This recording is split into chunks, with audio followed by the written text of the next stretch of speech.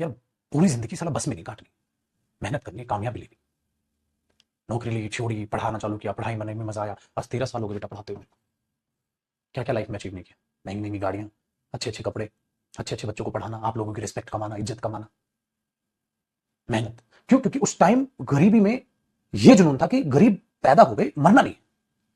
आप में यह जुनून होना चाहिए। तो फिर आप क्या करोगे? आप ये नहीं सोचोगे आपसे क्या नहीं होता, ये सोचो क्या करना है। नहीं होता तो सब कुछ भी नहीं होता हमसे। तो ना सुबह उठा जाता है, ना ज्यादा देर पढ़ा जाता है, ना ज्यादा देर बैठा जाता है, ना ज्यादा दिनों तक याद रहता है। अरे सोच रहे की तकलीफ है, कौन सुन रहा है हमारी तकलीफ है? कोई नहीं सुन रहा। रिजल्ट देखते हैं, सिलेक्शन हुआ नहीं हुआ, आ जाओ साइड, सिलेक्शन हुआ, आ जाओ बेटा इंटरव्यू। टेक्निकल है सारी दुनिया, कौन सुनने वाला है? किसी बच्चे का मैंने बुला के इंटरव्यू लिया, अच्छा बेटा फेल हो गया, हाँ बता कैसे फेल हुआ, लिया। सिलेक्शन होगा, आज बेटा आज इंटरव्यू लेते हैं भाई, क्योंकि चाहकर भी नहीं ले सकते। अगर मैं कोई बच्चा सिलेक्ट नहीं हुआ, अगर उसका इंटरव्यू लूंगा, वो तुम्हें भी डरा देगा। बच्चे कहते हैं कई बार कि सर आप उनका इंटरव्यू लेते हैं जो सिलेक्ट होते हैं, ठीक है, सारे सिलेक्शन वाले बच्चों से आप मिलते हैं, सारे सिलेक्शन वाले बच्चों का इंटरव्यू लेते हैं। बेटा मिलते सबसे हैं। हर दिन कोई ना कोई स्टूडेंट आ रहा होता है, सर आज दिल से बहुत बुरा लग रहा है, सर घबराया हुआ लाइफ में, उनको मोटिवेट करके भेजता हूं।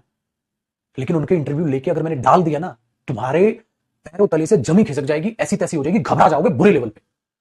जब तुम्हें वो बताएगा कि हारने के इतने तरीके, गुरुजी पढ़ता हूं, गुरुजी याद नहीं होता, गुरुजी सुबह पढ़ता हूं शाम को भूल जाता हूं, गुरुजी अंग्रेजी तो समझ ही नहीं आती, गुरुजी जरा सा भी नहीं समझ आता, गुरुजी 10 सारा देख ले तब भी समझ नहीं आया, गुरुजी पता नहीं क्या। तुम्हें लगेगा हाँ साला मैं भी वो कई याद करता हूं, बोलता हूं, मेरे को भी ऐसा होता है, मैंने भी 2 बार क्लास देख के समझना पड़ता है, मेरे को भी नोट्स बार बार पढ़ने पड़ते हैं, हाँ भाई मेरे को भी ऐसा, हाँ भाई मैं भी कमजोर। तुम्हें और मार दिया साले ने,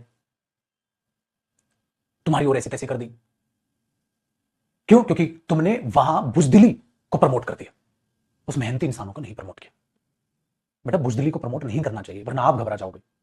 प्रमोट करना चाहिए एक वो बच्चा जो पिछले 3 साल से मजदूरी कर रहा था, आज जीएसटी इंस्पेक्टर लगा बैठा है, मैंने उसका इंटरव्यू लिया।